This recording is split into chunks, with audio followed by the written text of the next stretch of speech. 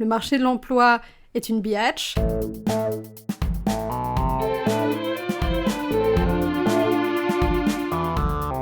Entre Zazou.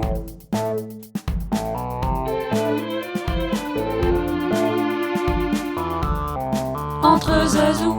Marie est une jeune travailleuse et aujourd'hui elle va nous expliquer un peu son parcours et comment ça s'est passé pour elle trouver un emploi, quelles sont les difficultés qu'elle a rencontrées sur le terrain et comment elle a pu trouver son job idéal. Cette thématique sera d'ailleurs déclinée en plusieurs épisodes. Si aujourd'hui on en apprend plus sur les premiers pas de Marie dans le monde professionnel, dans les autres épisodes on discutera avec une fonctionnaire en poste depuis plus de 20 ans et une retraitée depuis quelques années.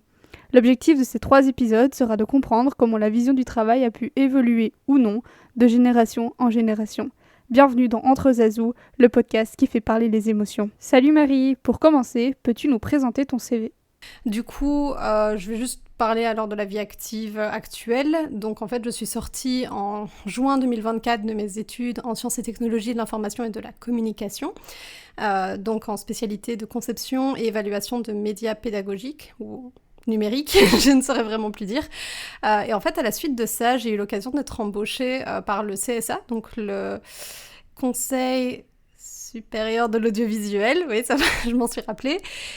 Donc j'ai été embauchée par le CSA pour un mandat de recherche de 9 semaines qu'ils offrent en fait à la suite de la diplomation de jeunes justement qui viennent de sortir des études sur base d'un projet de recherche qu'on leur fournit, etc. Et donc ça, j'ai fait ça de mi-octobre à mi-décembre 2024. Et à la suite de ça, je me suis retrouvée donc sans emploi pendant 1 mois, le temps de chercher quelque chose après ça. Et en fait, j'ai eu l'opportunité d'être engagée par mon ancienne gestionnaire de stage, mon ancienne maître de stage en fait, au MIL/école de communication de l'UC Louvain, pour en fait un mandat d'assistante de recherche, justement sur un projet lié à la mobilité des jeunes travailleurs. Et en fait, maintenant, parce qu'en fait, dans la recherche, vu que c'est un peu mon domaine justement de travail, on travaille beaucoup tant qu'on n'a pas vraiment de bourse pour un doctorat ou autre par petit contrat. Et donc, j'ai eu ce petit contrat de février à juin. Et en terminant ce contrat, j'ai été engagée par un de mes anciens professeurs pour réaliser un guide méthodologique de recherche pour des intervenants en éducation aux médias en France. Et donc ça m'occupe ici pendant les vacances jusqu'en septembre. Et puis en septembre, je commence mon nouveau taf. Et là, ici, c'est un taf qui est plus long, donc pendant 6 ans en tant qu'assistante doctorante. Et donc, est-ce que tu peux un peu plus nous expliquer en détail dans quoi tu travailles actuellement ? Alors du coup, je suis toujours assistante de recherche jusqu'en septembre et donc je fais de la recherche qualitative en général, même si je sais faire aussi des méthodes plus mixtes avec l'intervention de statistiques ou autres. Mais donc en fait, c'est de la recherche qualitative en sciences humaines et sociales, davantage dirigée vers la communication, vu que c'est mon domaine justement de provenance, on va dire, en termes d'études. Et donc, en février, j'étudiais les dynamiques de mobilité des jeunes travailleurs et en fait, ça s'inscrivait dans un projet lié au transport alternatif à la voiture. On se concentrait beaucoup sur justement la manière dont les voyageurs occasionnels en bus étaient motivés ou non à prendre le bus et quelles étaient justement leur vision, leur représentation de cet objet qu'est le bus, qui est un objet tant politique que social. Et donc, lorsque j'ai terminé ça, ici maintenant, je suis sur un projet où on est en partenariat avec une école de journalisme française et pour laquelle on est en train de concevoir un guide méthodologique. Je dois extraire différents questionnaires quantitatifs des autres études qu'il y a pu avoir par le passé pour essayer de concevoir l'outil le plus performant, le plus intéressant justement pour pouvoir après évaluer les pratiques informationnelles des gens qui participeront à ces ateliers d'éducation aux médias dispensés par cette école de journalisme française. Et donc à la rentrée, là par contre, on change totalement de style d'assistanat, vu que là c'est un assistanat pédagogique. Et donc l'assistanat pédagogique, c'est le fait de justement pouvoir encadrer, donner des cours, corriger éventuellement aussi les différents travaux réalisés par des étudiants de bachelier et de master de l'école de communication de l'UC Louvain.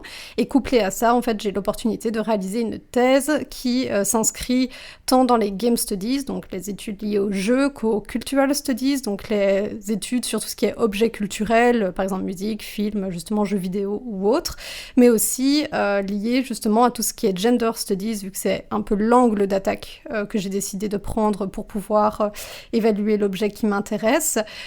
Et tout ça dans une perspective justement de compréhension de la littératie médiatique des gens et de leur capacité justement à analyser les différents objets culturels face auxquels ils peuvent être confrontés, ce qu'ils en retirent, ce qui est peut-être absent justement au moment de la lecture, comment ils construisent leur guide d'analyse quand justement ils consomment un contenu médiatique ou autre. Et qu'est-ce que tu as fait après tes études ? Est-ce que tu as directement trouvé du travail ? Comment ça s'est passé cette transition entre ta vie d'étudiante et ta vie maintenant de jeune travailleuse ?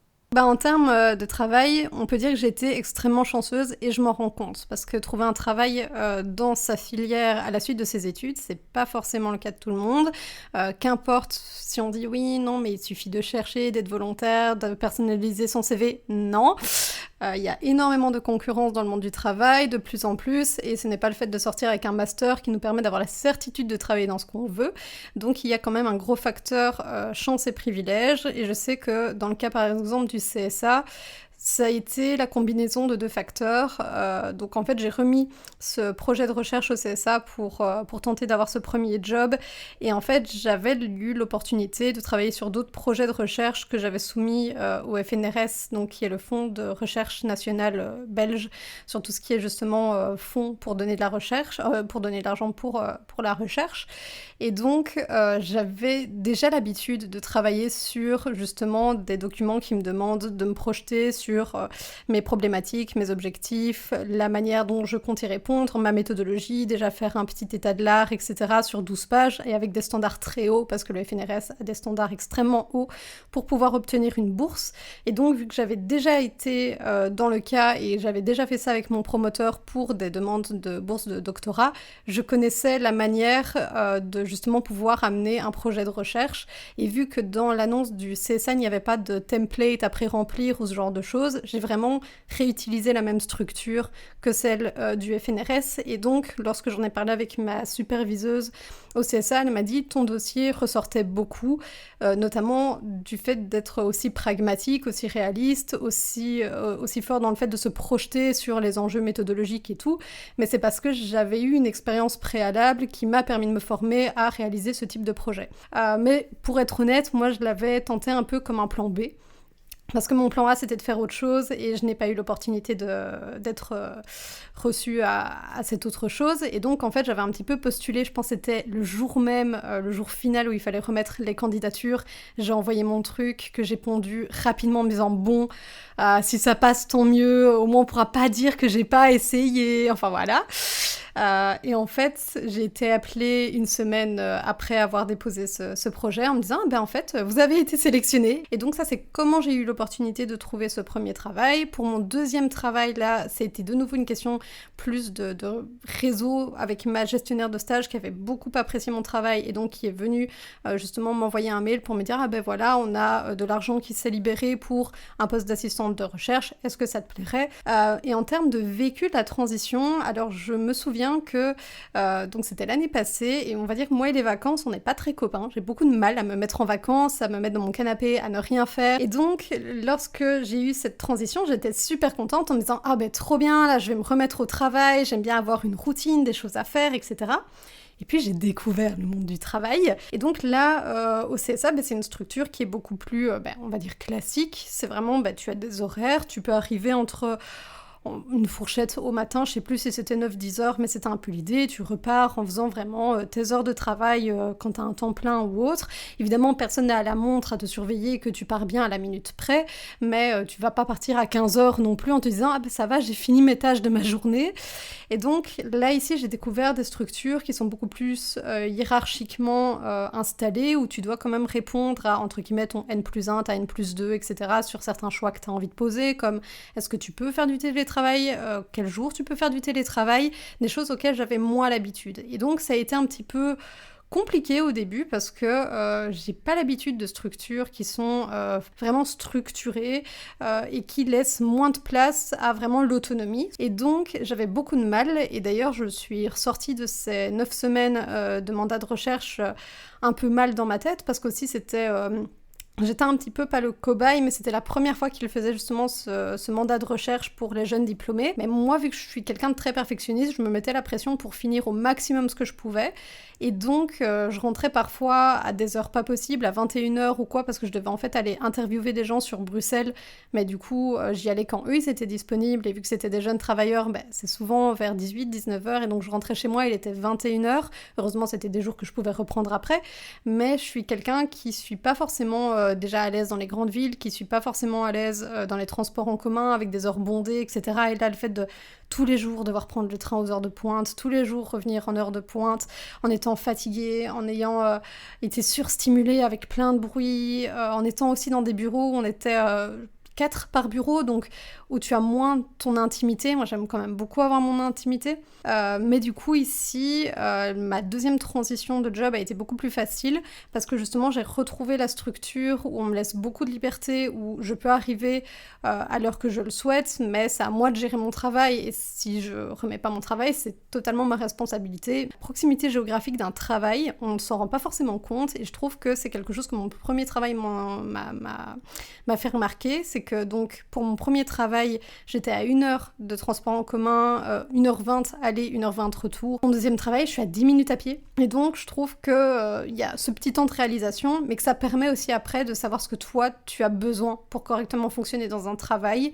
Et donc, pour moi, je dirais pas qu'il faut faire votre travail de rêve au tout début. Genre, c'est bien d'avoir un petit travail avant, de se rendre compte où sont ses propres limites. Et pour toi, ça a été quoi tes premières angoisses liées vraiment à ton premier job et à tes débuts dans le monde professionnel? Alors, je dirais que d'abord, il y a la question de la gestion financière de son salaire, parce que c'est quelque chose de nouveau, on n'a pas forcément toutes les cartes si on n'a pas eu l'éducation financière qui suit pour savoir comment correctement gérer ça. Et aussi savoir en fait, justement, qu'est-ce que tu peux demander, genre quand tu es engagé dans un taf, est-ce que tu peux faire valoir des prétentions salariales, est-ce que en fait c'est un contrat qui est figé, tu dois l'accepter. Je dirais, une des premières angoisses du monde du travail, pour moi, c'était vraiment quelles sont les conditions que je peux négocier dans certaines choses et quelles sont les conditions qui sont installées dans le marbre. La plus grosse angoisse, c'était avoir des interactions sociales, parce qu'en fait, dans certaines structures, quand tu connais les gens, tu passes déjà cette barrière de la rencontre, et donc tu sais que tu peux déjà parler de choses beaucoup plus légères ou justement beaucoup plus deep, avec des sujets plus sérieux. On va faire du small talk aujourd'hui, ça va être compliqué, mais on va y arriver. Donc ça, c'était pour le premier job, alors que le deuxième, c'était des gens que je connaissais déjà, donc je pouvais vraiment déjà être moi-même. Et ils me connaissaient, et ils savaient comment j'étais, donc il n'y avait pas de souci. Donc ça, c'était la première angoisse. On te met beaucoup de pression pendant les études en disant « Ouais, vous verrez dans le monde du travail, vous pourrez pas faire ce que vous voulez, ça va être dur, vous devrez travailler avec des gens qui ne voudront pas travailler comme vous. » Enfin, on te met 1 million d'angoisses avant que tu y sois. Et en fait, tu te rends compte dans le monde du travail que souvent, tu fais très bien ton travail et que tu en ressors en te mettant beaucoup plus de pression toi-même que ce qui est mis de l'extérieur. Et quelles sont les difficultés que tu as pu rencontrer dans ta recherche d'emploi ? Est-ce qu'il y a eu des moments peut-être plus compliqués que d'autres ? Est-ce qu'il y a eu une transition peut-être un peu plus compliquée entre ton premier job et ton job actuel ? Et en fait, le premier truc que j'ai trouvé, pas problématique, mais en tout cas qui est très démotivant, déjà, c'est ça, il y a déjà la motivation de se lever tous les jours en faisant ça, en sachant qu'en fait, ça te fatigue, mais énormément, parce que je me sentais beaucoup plus fatiguée d'une journée à chercher un taf plutôt que quand je reviens du taf après une journée de taf. Parce que, en fait, t'as tellement, d'attente quand tu cherches un travail, tu essayes tellement de trouver quelque chose qui va te convenir, dans un domaine qui t'intéresse, avec une fonction qui t'intéresse, si possible, avec les prétentions salariales qui fit avec ton niveau d'études, etc. Tu repasses 40 fois sur ton CV, tu corriges ton CV, tu mets ta lettre de motivation, tu corriges ta lettre de motivation, tu essaies de la personnaliser, pour qu'au final, je pense que j'ai candidaté peut-être à 30 jobs, et je pense que j'ai eu 2 réponses positives pour un entretien, et tout le reste, je n'ai jamais eu de réponse, encore maintenant. Et donc, ça peut être extrêmement démotivant parce que tu dis, ok, là, j'ai peut-être investi, je sais pas, aujourd'hui, j'ai investi 4 heures de ma vie dans la recherche d'emploi pour, en fait, avoir des jobs qui ne vont jamais me recontacter. Mais en fait, ils vont toujours se dire, ah, ben, en fait, on a trouvé légèrement mieux que votre profil. Et la deuxième, je dirais, voilà, c'est jongler avec ce que tu sais parfois être discriminant dans la société, et donc de devoir constamment mettre des stratégies pour pouvoir parer ces éventualités. Et quels sont les conseils que tu donnerais ici aux jeunes étudiants et étudiantes qui nous écoutent ? Première chose, je dirais, essayez de ne pas vous démotiver quand vous n'aurez pas de réponse de recruteur, parce que vous n'aurez pas de réponse de tous vos tentatives et le problème ne vient pas de vous, même si c'est super compliqué de se le dire. On se dit ouais, comme mon profil il a été refusé 40 fois, c'est que c'est peut-être moi qui ai un mauvais profil. Non, le marché de l'emploi est une biatch. C'est très très compliqué de pouvoir s'y insérer quand on n'a pas forcément certains passe-droits, certains réseaux ou autres. Il n'y a pas forcément la place. Par exemple, je sais bien, dans mon master, on sort peut-être, je dirais, à 40 par an. En éducation aux médias, en francophonie en tout cas, il n'y a pas 40 places qui se libèrent par an. Donc soit il faut accepter de brasser un peu plus large et de regarder les endroits connexes à votre domaine principal qui peuvent aussi vous intéresser. Par exemple, dans les CV, moi un truc que j'ai remarqué, ça m'a un petit peu aidé, c'est pas juste mes expériences professionnelles en mode « Ah, j'ai travaillé là », genre ce que je fais, c'est que j'ai travaillé là, 3 compétences clés que j'en ai ressorties et un résumé de 2 lignes des tâches que j'ai faites. Pas hésiter à trouver des gens avec qui parler des difficultés de la recherche d'emploi parce que de nouveau, ça peut être extrêmement minant en termes émotionnels et je pense qu'il faut un petit peu casser ce tabou de quand on sort des études, parce que quand on a des amis qui trouvent directement un travail après, on peut vite se dire c'est moi le problème ou ce genre de choses, alors qu'en fait, c'est juste de nouveau, c'est un système dans lequel il n'y a pas forcément des jobs qui s'ouvrent dans tout ce qu'on veut pour tout le monde, au bon moment et tout. Et je pense qu'il faut casser ce tabou et savoir oser dire, voilà, moi ça va pas parce que la recherche d'emploi ça se passe pas bien en ce moment. Et essayer d'avoir un entourage sain en fait pour pouvoir être accompagné là-dedans. Ne pas hésiter à aller voir un psychologue si ça devient trop lourd aussi. Et finalement, on va conclure avec la question phare. C'est quoi pour toi ton travail de rêve vraiment à quoi ça devrait ressembler pour toi? Un travail idéal dans lequel tu serais hyper épanouie et où il y a vraiment tous les points positifs et tous les avantages du travail et du monde professionnel réunis en un seul poste. Mon travail idéal, c'est pratiquement ce que j'ai maintenant, mais avec la garantie d'un emploi. Genre, du coup, là maintenant, je dirais... il me faut un taf dans l'idéal qui soit à maximum 30 minutes en transport en commun de chez moi, dans lequel on me permet une grande autonomie et que je n'ai pas à faire des réunions quotidiennes pour expliquer et perdre 1 heure pour dire en fait quelque chose qui est « Ah je continue juste ce que j'avais commencé ». J'ai besoin de stimulation, donc moi ça serait vraiment continuer à travailler dans la recherche parce que c'est quelque chose qui me passionne et que j'adore, mais il y a malheureusement pas beaucoup d'argent, donc je dirais vraiment ça serait faire tout ça, faire ce que je fais actuellement, mais juste avoir la garantie que je puisse le faire encore pendant toutes mes années de travail, parce que là du coup maintenant j'ai un contrat sur 6 ans et après je ne sais pas ce qui arrivera après 6 ans. Merci beaucoup Marie pour ta participation à cet épisode. J'espère que cet épisode vous a plu. Restez à l'affût car les prochains épisodes parleront toujours de la même thématique mais sous un autre regard, puisque dans les prochains épisodes on fera d'abord un focus sur une travailleuse qui travaille déjà depuis plus de 20 ans, et dans l'épisode juste après on parlera d'une retraitée qui nous partagera un peu sa vision et son parcours professionnel, et finalement on terminera avec une conclusion tous ensemble où on croisera un peu les 3 regards pour voir un peu comment a évolué ou pas cette vision du monde professionnel à travers les différentes mentalités de génération en génération. Merci d'avoir écouté Entre Zazou. N'hésitez pas à consulter les autres épisodes déjà disponibles sur toutes les plateformes de streaming. Je vous embrasse, prenez soin de vous et des autres. À très vite. Bisous!